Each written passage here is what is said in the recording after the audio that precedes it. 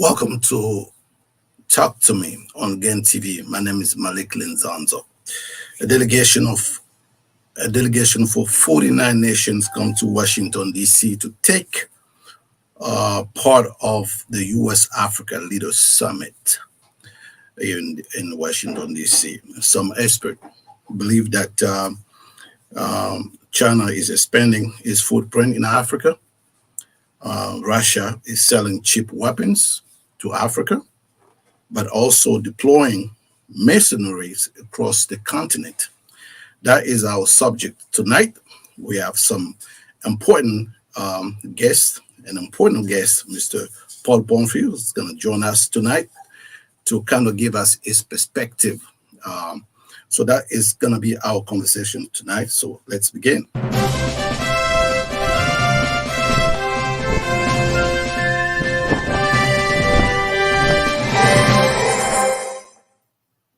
All right. Mr. Paul Pumphrey, welcome, my friend. Welcome to the show. How you been doing? Can you hear me all right? I can hear you very well. Thank you. Uh, And I'm doing well. I'm doing well. Happy New uh, Year. Happy New And I Year hope to you you, had my a brother. good holiday last Sunday. Yes, yes, sir. And also happy Kwanzaa. This is Yes, it's happy important Kwanzaa. to yeah, absolutely.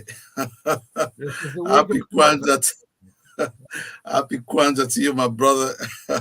It's a pleasure to see you again.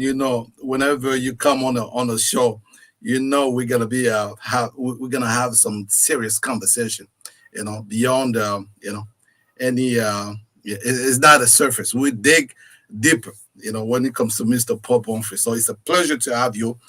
We're gonna deep, right into the subject matters. You know what? From the start, I was saying that it's obvious. This the elephant in the room is that China is expanding its footprint in Africa. We also know that Russia is selling cheap weapons in Africa, but at the same time, Russia being accused of deploying mercenaries across the continent. Now, for the first, when it comes to China, for example, why do you think America, even for China itself, China and Russia, why do you think America is reacting now? Because everybody knew what was going on the continent. People on the continent thought they was neglected. Then they have to do business. They have to run countries, and country need to develop. The young people need more. So why do you think this is the moment America is stepping out and say, you know what, we need to close this gap? Well, first of all, I define this country as the name of the United States. It's not really America. America includes two continents and the Caribbean Sea. The United States consists of 50 states. And so when I refer to this country that I live in, I call it the United States, not America, because it doesn't include, even though sometimes United States elected officials like to believe that they rule everything from the top of the North America all the way down to the tip of Chile, that's really not true. Secondly, though, when you talk about Russia having troops inside of Africa, I wonder how many of you listening audience actually know that the United States has about 80 military bases in Africa today. So I doubt if Russia has more than three, if they have three inside of Africa. But the United States has 80. So I think when we look at who was included in the invitation of African states and who was not included, clearly every state that was included in the invitation has U.S. military bases inside their country. The only country that I know of in Africa that does not have a U.S. military base. So let's talk about that a little bit, because there were some accusation about the fact that this country, they are excluded country, the sideline country. They said is actually the lack of transparency with this country. There was some issues with, lack of democracy in some of these issues. So you're saying that is not true? It's just because they don't have any military presence in this country. That's why this country was not invited. I think clearly it's because the United States feel that they cannot dictate to those countries that they chose not to invite on how to run their country. The United States says it believes in democracy, but that stops at, if they want to call it democracy, at the U.S. border. When dealing with Africa, the United States believe that the countries in Africa must bow to the dictates of the U.S. government and U.S. corporations. And you find that when you look at places like the Congo, when you look at places like several countries throughout the continent of Africa, it's clear. Look at Rwanda, look at Uganda. These are countries in which the United States has consistently used those governments to play policemen against countries that the United States call itself wanting to punish. A country like Rwanda, compare the size of Rwanda to the Congo, and you could put the government of the country of Rwanda inside the Congo 90 times. But yet you find the United States is constantly has been giving weapons to Rwanda ever since 1994. And prior to that, the United States gave weapons to the so-called rebels who came from Uganda. There were Rwandans who came from Uganda, but good example, if you study the history of Paul Kagame, his family left Rwanda when he was 3 years old and moved to Uganda. He did not move back to Rwanda until after the war in 1994. So you have a guy who's head of state, and one has to ask the question, how does this man become head of state when no one knew who he was, okay, until at the end of the war? So the question is, and how was it that he, with his band of Rwandans who lived in Uganda, was able to overthrow the government of Rwanda? And also you have to ask, where did he get his weapons from? Where did those weapons come from? And so when we begin to ask questions like that, and then find that Paul Kagame's military, as small as the country is, one of the smallest countries in Africa, yet you find his military is constantly used as so-called peacekeeping troops. Okay, Miss Pumphrey, I know you. But even nobody else. You are definitely a specialist on that subject matter. As a matter of fact, you are a friend of Congo, the co-founder of a Friend of Congo, and you've been putting on this fight for years now. We're gonna probably get to that point because I would like to get to that point a little, but I wanted to remind our viewers about when we said that there was some countries that was not allowed to attend this summit. I want to say there was Burkina Faso, Guinea, Mali, and Sudan. But let's not forget Eritrea as well. Right. So one of the country in Africa, the United States does not have a military base. Yeah. So do you think it's just because of the military base, or when you see, for example, Burkina Faso, if you look at what's going on in the recent months or recent years, they being coups, so that is actually one of the reasons. Military coups in Guinea, probably the same thing in Mali. You see just a lot of military coups in those areas. So we cannot just say that it's just the absence of military, American military in this country. Well, when we're talking about Guinea, for example, under the Guinea Constitution, the president can only it's limited to 2 terms. Okay. Conchi actually decided to change the Constitution so that he could run and be there for a 3rd term. that was when the trouble happened inside of Guinea, and he was removed from office because, in fact, he illegally changed the constitution of the country. So maybe the reason why the United States didn't like the new government of Guinea was because, in fact, it would not allow the former president of Guinea to do something very undemocratic. And so maybe the United States is saying that it supports undemocratic process inside of Africa as long as Europe and the NATO nations benefit from it, and that their businesses benefit from the decision being made by the government of the country. Um, we know historically that the United States, for example, supported Mobutu for 32 years. And Mobutu was put in office by the United States and by Belgium. And that he ruled with an iron fist inside the Congo for 32 years. And the only time basically the United States wanted Mobutu out of the Congo was when they discovered that the Congo had large quantities of coltan, which was a mineral used by the electronic industry to allow the electronic industry to miniaturize electronics.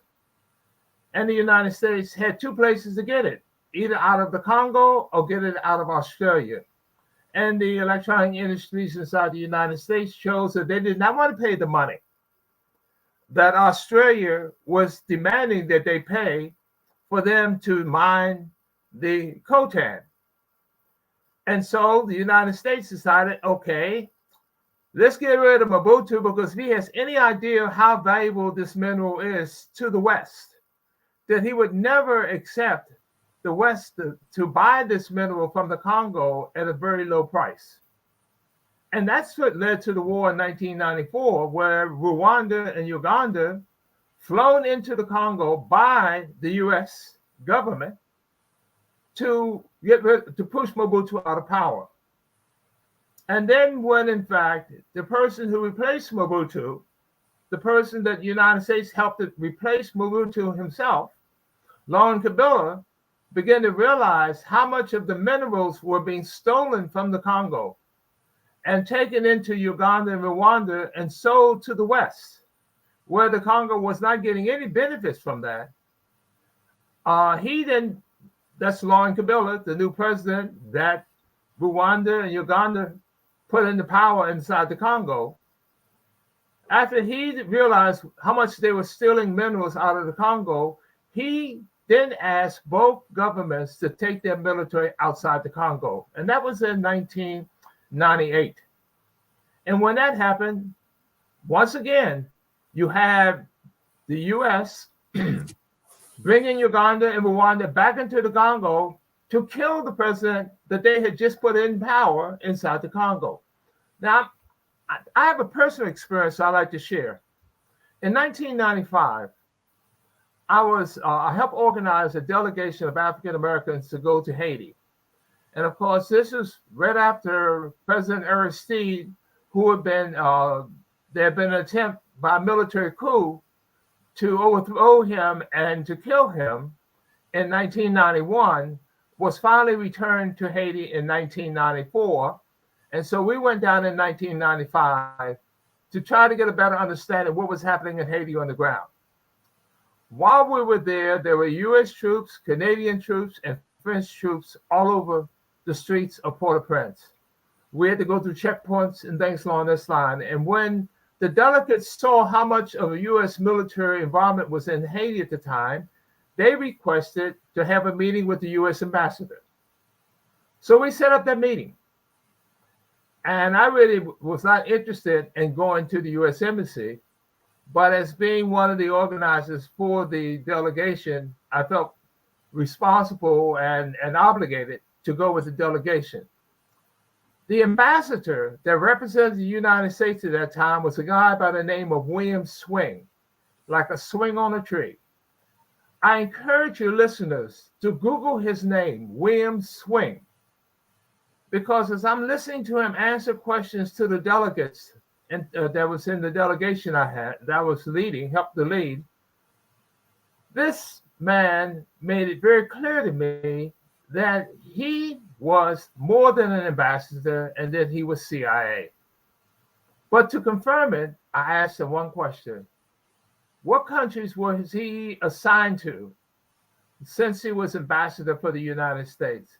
And as he named country after country after country, I thought about the year that he was in those countries, and I remembered there was a military coup, a military coup, and a military coup. And the So, country, and the country Mr. he was Pump, in, but yeah, wait a minute, here's the yeah, point. go ahead, finish the point. In 1998, he left Haiti. And when I was down in Haiti, I asked one of my Haitian friends, what was up with William Swing? He says, oh, he's not here anymore. I said, really? Where is he? And lo and behold, the response was, oh, he's now in the Congo, the DRC, the very country that the United States wanted to kill the president that they had just replaced Mobutu with. And so it's clear the role that the United States plays and the players that the United States use throughout Africa is that of manipulating the politics of Africa to serve the interests not of the people of the United States, but the multinational corporations of the United States that have, just like the Europeans, been robbing Africa now for the last 200 or 300 years. Absolutely. Absolutely. Thank you. Thank you so much for that insight. Because, in order to understand the future, you really have to understand the past. But we are, for the purpose of this conversation, and I know we have time restraints, I just wanted to keep you focused on this question and the outcome of the U.S. Africa Summit. First of all, your perspective is important because when people talk about the African diaspora, nowadays, everybody have to be aware that this is not just African immigrants that are coming to America. It's also being clear that everybody, including African American, are now a part of the community called the African diaspora. So I'm gonna just play a clip just to support what I was saying. To support on day one, you can see this Senator Booker, introducing the president of Ghana, and in that speech, and I know you have a chance to watch that speech.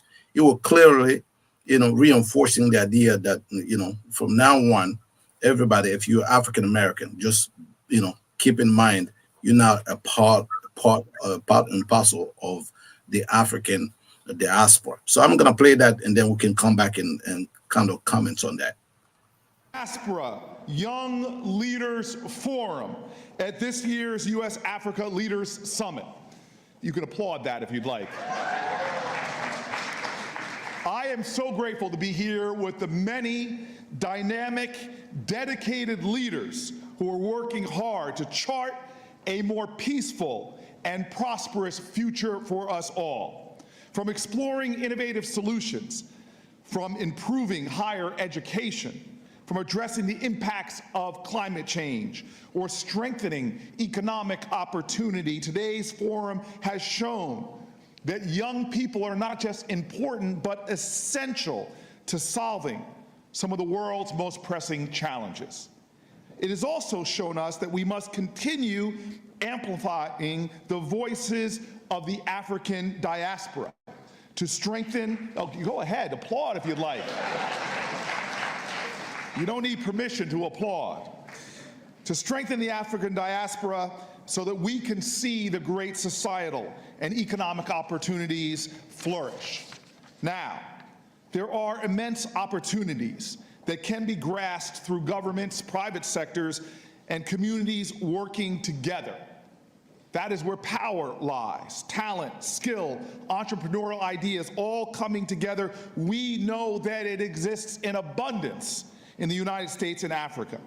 I'm reminded by so many sayings that come from the continent. Spider webs united could tie up a lion, sticks in a bundle can't be broken. Or my favorite, if you want to go fast, go alone. But if you want to go far, go together.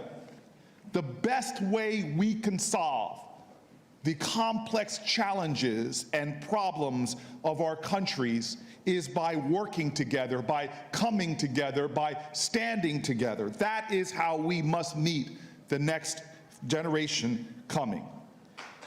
Go ahead, I applaud that as well. And so I know the importance of improving and strengthening this diaspora. This work is incredible. There may be an ocean between us, but there is blood that bonds us. I'm proud that my ancestry comes from Cameroon and Sierra Leone. All right. My Sierra Leone sister there, I see you. But today, I am proud. I come from this city of Newark, and we have such an extraordinary Ghanaian community. So I am proud that today I get to introduce the president of Ghana, Akufo-Addo. He created something that was so powerful for African Americans, the Year of Return Initiative in 2019. 400 years after the first enslaved people were brought to what is now the United States. This effort that he led helped hundreds, if not thousands, of members of the Africa diaspora visit Ghana and undertake a landmark spiritual journey of birthright. He helped to promote U.S. Ghanaian people to return to their cultural ties, to rediscover the bonds that bind us, to see the fruits that can come by affirming our ancestral lands. He's also taken principled stands as a leader against the unjust invasion of Ukraine. He has urged us to fight the devastating effects of climate change before it is too late. He has accomplished extraordinary things, even though he deals with something in Ghana that's very American, parliamentary gridlock. So I hope that we can continue to learn from one of the globe's great leaders. I bring you right now, it is truly my pleasure to bring to the stage the President of Ghana, President Akufo-Addo. Right. So, Mr. Pumphrey, I'm going to bring you back because, before the president of Ghana shows up to actually give his remark, it is important for us now to reflect on everything that Mr. Booker was talking about. Do you have a comment about that speech? Is this sounds clear to you about the possibility of some people who were still still didn't understand that this relationship that we're talking about between Africa, between the U.S. and Africa, is deep rooted in the fact that America is also a great population. I mean, a huge population of slave descendants that constitute what we call the United States. So your comments on that, what you just heard from Senator Booker, is this clear for those who still question the fact that they are a part of the African diaspora? Well, first of all, I would say that what caught my attention on his speech was that he almost had to read it word for word. That it seemed as if these were not his original ideas, but ideas that someone else may have written for him from the State Department, and then he decided to read it because it matched up. In other words, usually when the politician reads something that may be widely distributed around the world, and it's at a time that the president has been involved because the president invited all these leaders to the United States. I am sure that speech, if it wasn't written by the State Department, it was clearly but the take home on that speech. That's what I want to know. It doesn't matter who wrote it. So what would be your comments based on what you heard? My comment would be is that I think that the speech probably could have played even a more important role in encouraging people here in the African American community to discuss discuss with them what real role they could play, what productive role they could play with the continent of Africa. For example, we're here with a number of universities that are teaching such things as geology, where you have people that are studying the different things about metals and about the earth, which is needed in mining. And in many of the African countries, most of the mining is being done by foreigners. And in fact, the governments almost have to depend on the foreigners to tell them how much raw materials they actually are taking out of the ground. It would be useful to encourage African Americans who are here, who have the ability to go to the universities here, to maybe study those type of subjects in school. And then they now have a useful skill that can help take Africa to the next level, and have actually African Americans be there to help safeguard, because a number of these companies aren't even they're not trustworthy here in the United States, let alone be in Africa. And so one has to, if I was going to be encouraging, as the senators seem to be doing, encouraging the bond between African Americans and the Africans on the continent, I would say to the African Americans, we now have the opportunity to learn how to smelter gold, or to cut diamonds, or to process other types of minerals, where the real value of those minerals happens after they've been processed, versus leaving the continent in a raw state. For example, look at Nigeria. Nigeria has some of the best quality crude oil in the world, but Nigeria does not refine its own oil. And so they're selling their oil like $45 for a 55-gallon drum, and then buying the gasoline back, where people are paying $10, $12, $13 a gallon for. And so the people, that markup goes to the countries outside of Nigeria who have refined that oil. Now, Nigeria has at least 4 refineries inside of Nigeria, and the question must be asked is, why is it that the government doesn't make it a priority to make sure those 4 refineries are working? Because if those refineries were working, then they would be able to not only to provide gas for the people and oil and diesel for the people in Nigeria, but they could also provide the same fuel for many other parts of Africa. That's a good question. That's a good question, and I believe some of the criticism about this summit was that it looks like there was no agenda, and by no agenda, some strong voices coming from Africa saying that when the United States have a meeting or a summit of this magnitude, let's see, the United States will meet with China. They will clearly state there will a clear agenda on what they want to achieve during that meeting. But this particular meeting with the African leaders, it seems to, some more expert in Africa, that, African was just bring to the table, just to listen to the American, to tell them, what they gonna do with the continent of Africa, and to tell them at least what to do. And that is really one of the criticism.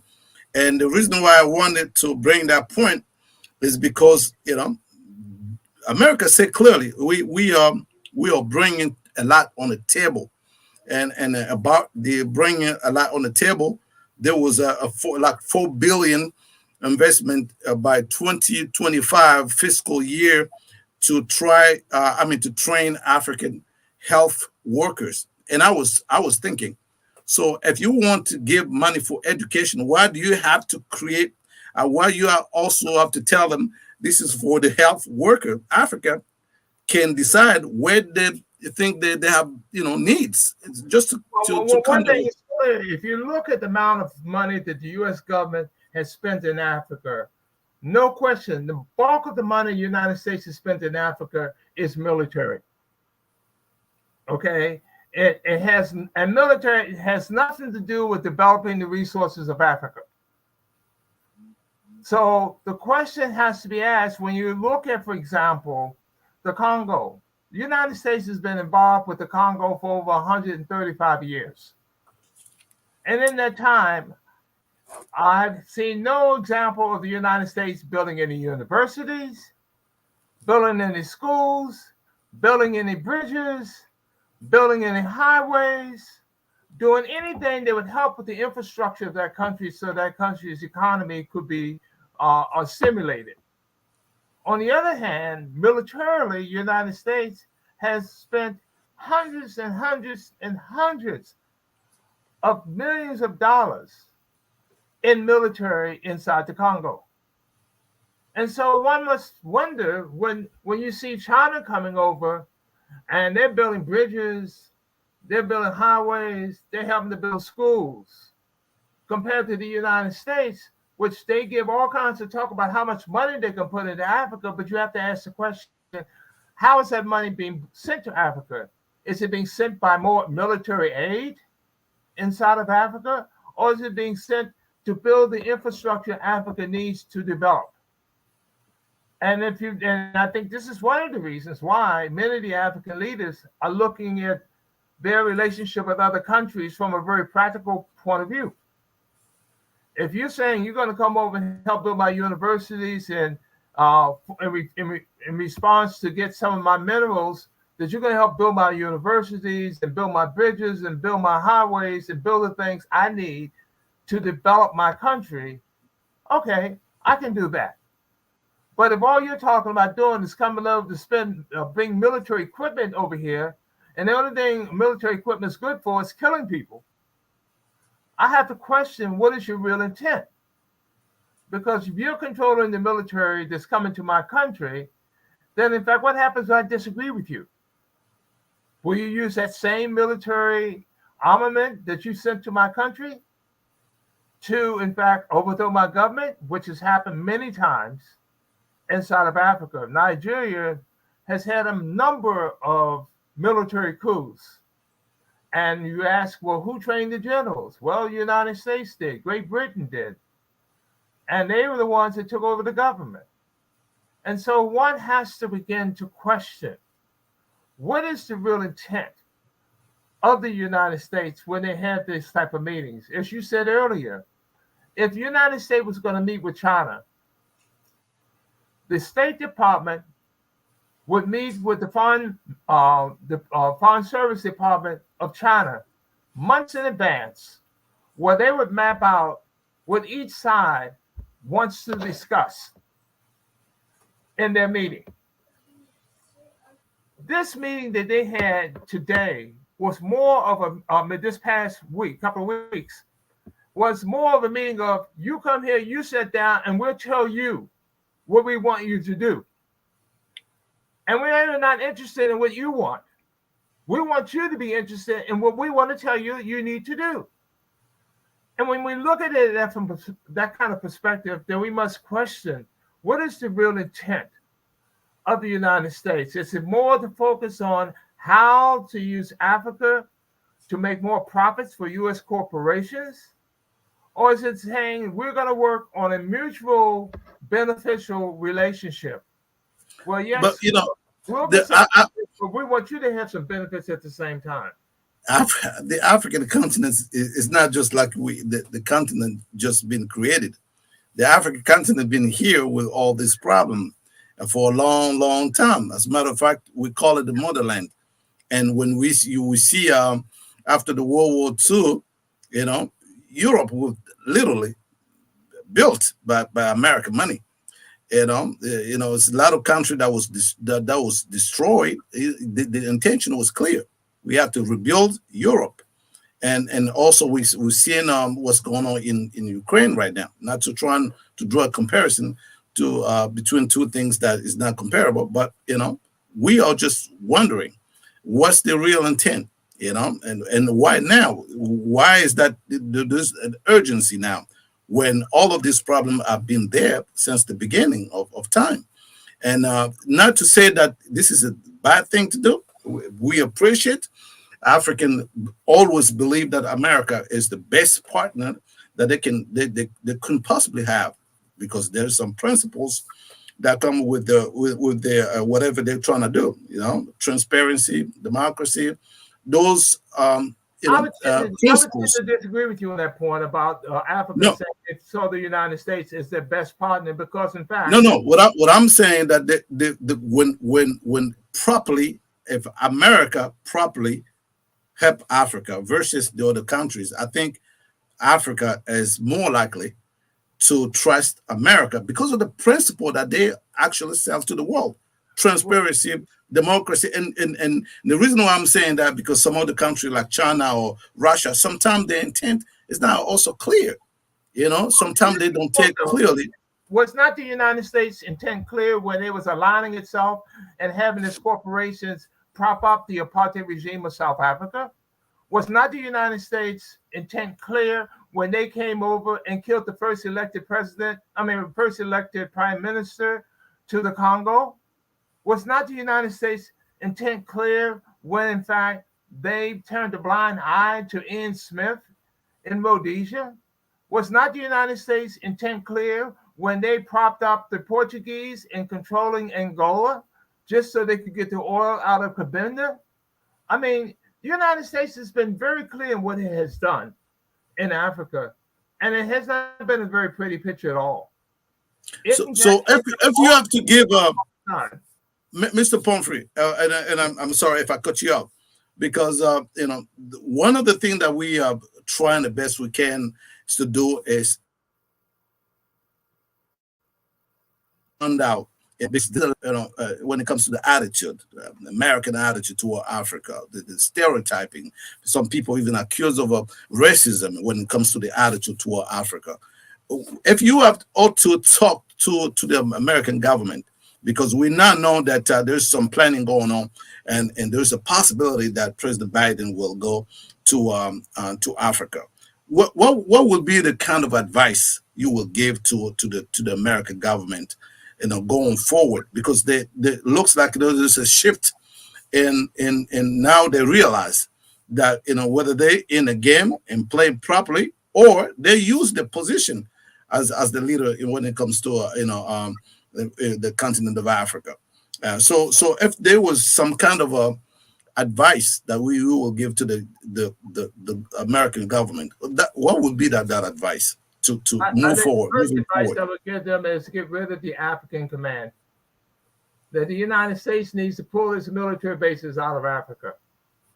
And then people may want to trust what they want to say from that point on.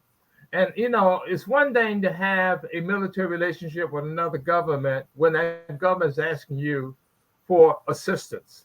It's another thing when you impose your military on some other country. This is something France has done all over Africa. And then you can see the results in places like the Central African Republic. You can see the results in Burkina Faso. You can see the results in Benin. You can see the results in Cote d'Ivoire and the Ivory Coast. You can even see the results in Guinea. That the United States has to, in fact, treat these countries as equals, as one state to another, not one where you come there with a club and basically say, okay, I got this club here now. Let me tell you what I want. And you need to do what I want you to do.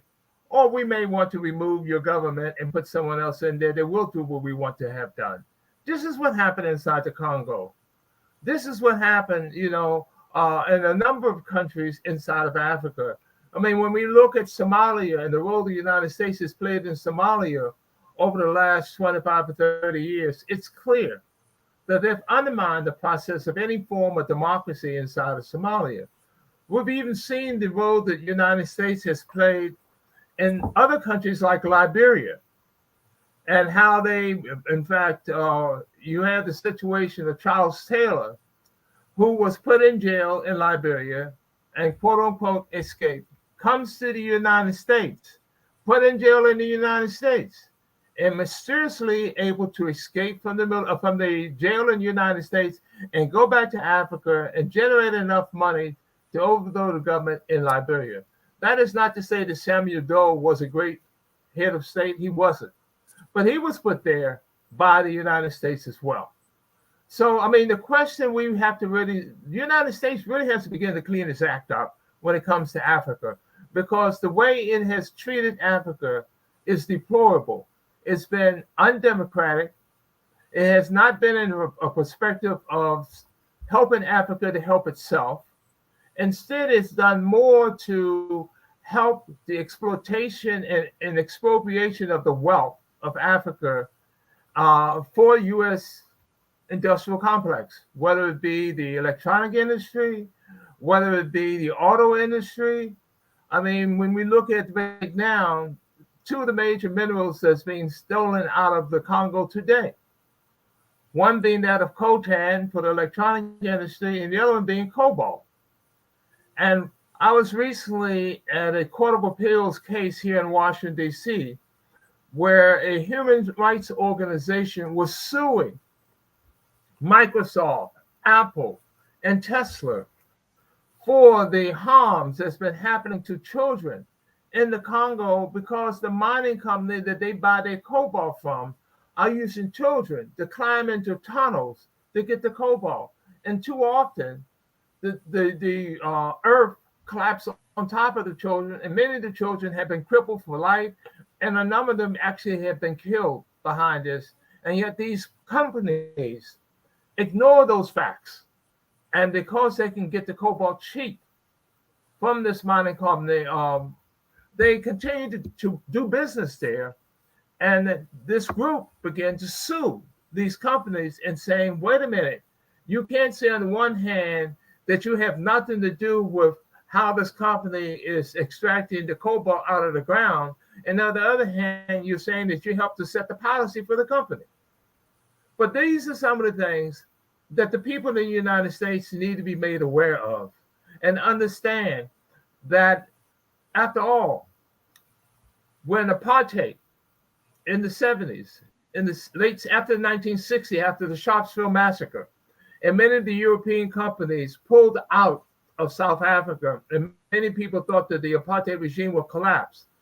What propped up the apartheid regimes? U.S. banks and U.S. companies moving in and filling up the vacuum that was created by the European companies pulling out of apartheid.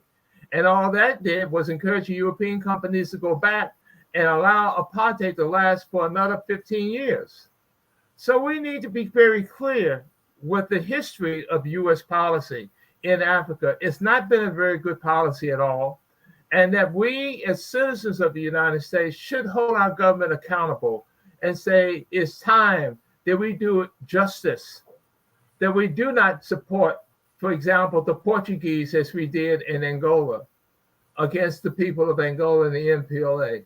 But what about the Portuguese? But not to cut you off, but the French is a pretty much a good conversation that's still ongoing about the fact that every year, France is always a part of a lion part when it comes to gaining money. Some people speak about 500 billion every year that French is getting, for no reason whatsoever. And that, how can you expect Africa to develop when you still have countries like France? But again, even when we look at France, how does France actually get the ability to use its military the level it does in Africa if it wasn't for the help it gets from the United States through NATO?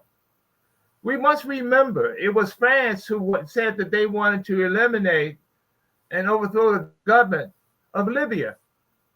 But they said they can't do it unless the United States takes the lead.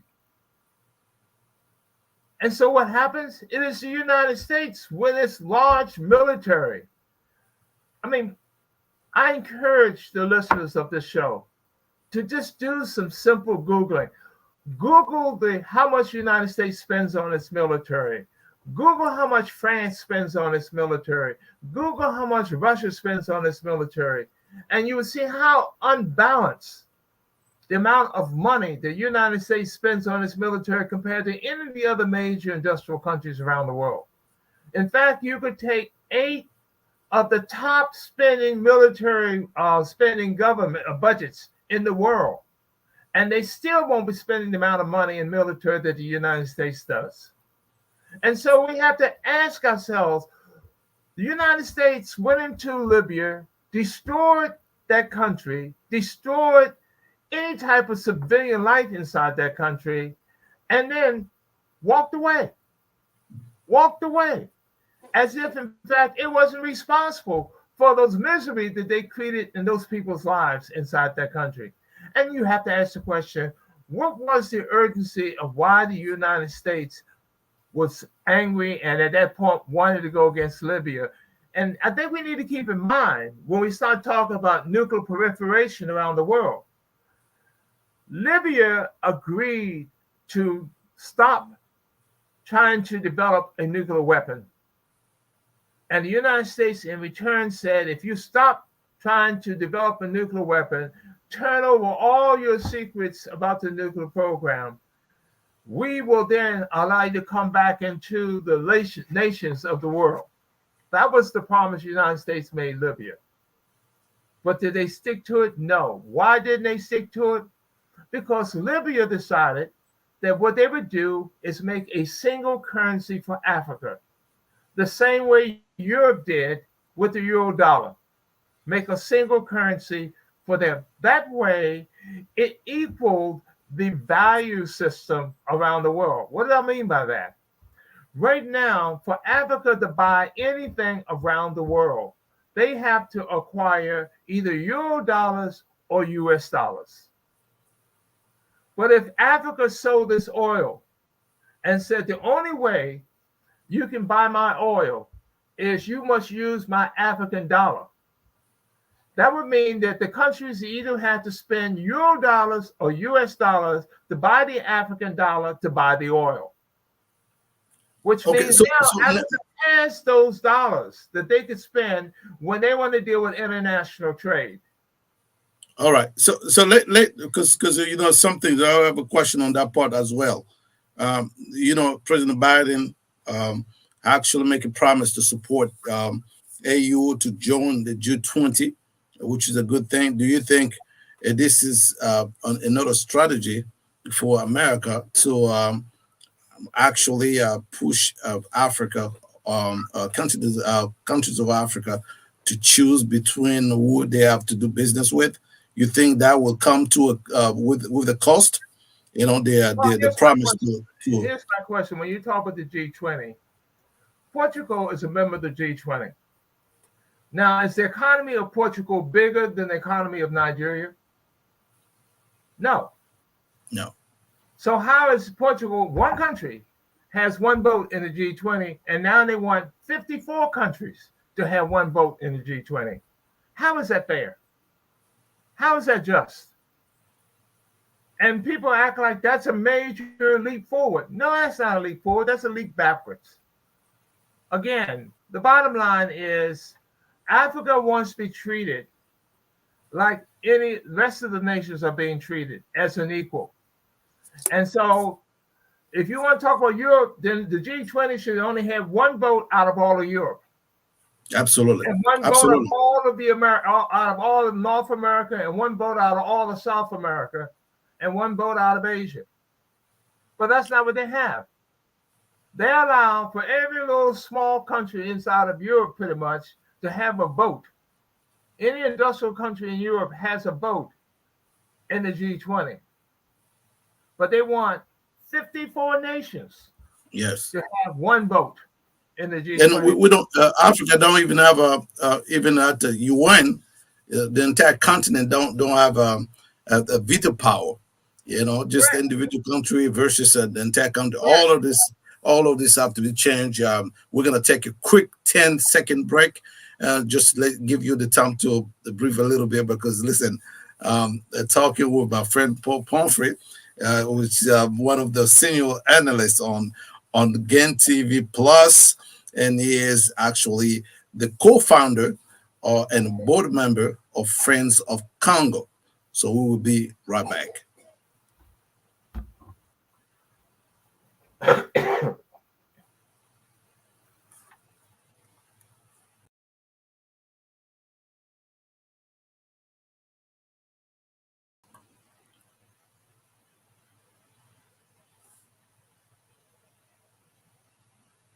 All right, welcome back. If you joining us right now, you are on Talk to Me. Again, politics. We are with my friend Paul Pumphrey talking about the outcome of U.S. Africa Summit 2022. And any comments on the fact that it took almost 10 years, 8 years before America come back to the summit, knowing that the under President Trump, the U.S. African relationship were kind of you went plumbing completely down. You remember the slur that the president of the United States, Donald Trump, referred to Africa. I don't want to use it. I have my kids listening to this show, but that was terrible. And thank God for the Biden administration that or trying to come back to clean up this mess that President Trump actually it was terribly handled. That was terrible to call the entire continent, and that kind of slur was not nice at all. Somebody said, yeah, go ahead on that. Go ahead on that way quick. One of the things I think we need to keep in mind was that the African Command was started by George W. Bush started African Command. And when he started African Command, by the time he left office, there were only 3 military bases inside of Africa from the U.S. Then President Obama comes into office, and he starts having these summits with Africa. And 8 years later, after he left out of office, there were 84 U.S. military bases in Africa. Many people may remember in the newscast when they started talking about 4 U.S. soldiers being killed in Niger. And people was thinking, what is he talking about, Nigeria or what? Because let's be truthful, most people in the United States have not done much studying of geography in the continent of Africa. And so the closest thing that they knew of Niger was Nigeria. But the bottom line was, people's like, well, wait a minute, what were these soldiers doing in Niger? And they were part of the military bases that the United States had placed in Niger, the same way they had placed military bases in 53 of the 54 countries in Africa. So we have to again wonder if this is what President Obama did, was to produce 81 military bases inside of Africa in 8 years. Is now President Biden trying to do the same thing? And what's the purpose of that? Is that to make sure, just like the French in Africa, to make sure the government stays in line with what the French want? And it's coming from a country that was a former French colony, that the French military bases are there to ensure But America also have bases in military bases in Germany. So what are you going to tell yourself? America have a base in Germany. How many military coups has the United States done in Germany? I can start talking about, like I said again, we look at the Congo, we look at the efforts that they did inside of Laurent Kabila, because I talked about William Swing, who was sent to Africa to kill Laurent Kabila, and he didn't retire until January 20th of 2001, and Laurent Kabila was killed on January 16th, 2001. I mean, when you look at when you have the killing of Samuel Doe, when you have the killing, I mean, you have had numerous killings in Africa done by orchestrated efforts of U.S. military efforts throughout Africa. And it hasn't been to improve the standard of living of these countries. It hasn't been to create democracy in these countries. In fact, United States took President Aristide from Haiti. And where did they take him? To the Central African Republic. Well, we need to ask the question, why would the United States take a president from one country and take him to another country? Oh, wait a minute. The Central African Republic had just got through a military coup that the French had orchestrated, and that they had a military general who was standing as a president when they brought Aristide into the presidential palace over at the Central African Republic. So my point I'm making is quite clear here. And that is that when we look at U.S. deeds versus U.S. rhetoric, we find that it's had a very negative impact on the development of Africa. It's had a very negative impact on democracy in Africa. It's had a very negative impact on everything except for how much profit U.S. corporations can extract from Africa. I mean, let's look at how many times there have been military coups inside of Nigeria. And one has to ask the question, why? Well, Nigeria had the oil the United States wanted. And if their government had a policy that the United States didn't like, the government had a power. You made that point earlier, especially about Nigeria. But on the recent years, I think there've been peaceful transfer of power in Nigeria. Here's the point I want to try to make.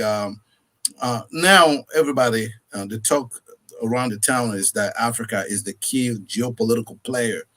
And do you think the interest that the U.S. is now shown to Africa, is this interest proxy interest? By proxy interest, I'm just talking about the fact that okay, you know what, Russia, China, the Arab countries are showing like aggressively that they want to work with Africa. And do you think this interest is born from the fact that other global partners are actually showing more interest to Africa that make America react the way it's reacting right now? Because and you can see they say clearly that what they bringing on the table is more than everybody else. And as a matter of fact, somebody said, "Show me the money," and they said there will be 55 billion over the 3 years, over the next 3 years that will be invested in Africa. So, my question is, when you say 55 billion, the question is, how much is that in military, and how much is that in things that actually helps the development of the country? How much is that going into investing in building universities? How much that is in the building, infrastructure such as highways, bridges, things that would help strengthen the African leaders? That will be their job, because you and me, we understand that was not a good move for the U.S. just to bring African leaders. I think that was very disrespectful to bring 49 head of states to America just to tell them what they're going to be doing with them. They should have a clear agenda. Let me make my point. Clear agenda, and allow them.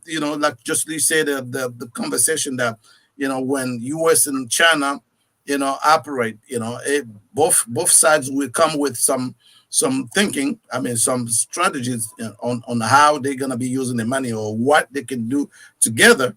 Because when they specifically say, for example, there will be 4 billion in investment by 2025 fiscal year to train Africans in health on African health workers. So they already specify the area they want to be trained for that particular money they will give. And I'm like, wait a second. That may have to do more with making sure they have healthy workers in the mines as they extract the minerals for U.S. corporations, because it may be a little expensive. You can train somebody how to work in the mines, and then they die because they have had, Ebola or something along that line. So yes, I'm not disagreeing whether they're talking about bringing money there for training health workers. But again, my question comes in, what are they doing that's going to help Africa help itself? Yeah, I mean, great Okay. question. And but I want you to answer my question though. Yeah. And do you think this interest is this interest, maybe new interest, is by proxy? Do you think this is because of the fact that since they're not doing anything, African countries or moving toward other global partners? Do you think this is the reason why, or it's just by time that America, is thinking about everything that you've been saying in terms of historical relationship and what they have done, because we cannot move forward without taking those facts in account. Otherwise, yeah, and guess what? We only have 1 minute. I'm giving you the time to comment and then to conclude, Mr. Palmer. Okay. Well, the bottom line is, I think the United States is playing the idea of a carrot and a big stick. We'll give you some carrots if you allow us to continue to rob you, as we have over the last 2 centuries. And if you don't allow us to do it the way we want to do it, then we'll use the stick. And this is one of the reasons why the United States has invested so much money into military troops inside of Africa today, and why they've had U.S. military bases throughout Africa today. And so they're using the idea of a carrot and a stick. If you allow us to rob you without a fight, then fine, we'll get along quite well. I mean, you've seen France do this all over Africa. You're from a French former colony. You see how France operates. And the United States is just taking a page from how France has carried out its foreign policy in Africa. And that is, yes, you're going to offer doctors, training nurses or whatever that may be. But the question is, are you going to help these countries develop their raw materials so that they, in fact, can create the finished products and get the full return on the value of their natural resources? Or are you going to keep them in a position where they just provide you that raw material so you end up making the big profits off of it, as is going on today? Absolutely. Listen, my friend, you and me, we can go on and on and on. And Mr. Paul Pumphrey, man, listen, welcome back to Gen TV Plus. Your perspective is one of the most important on this show, giving a completely different perspective on what people usually are familiar with. So please, don't be a stranger. Come back anytime you want, because we as we're moving forward, we have to hold these power players accountable about our destiny. So again, thank you so much, my friend, and I look forward to speak with you another time. Take care now. Thank you very much. Absolutely.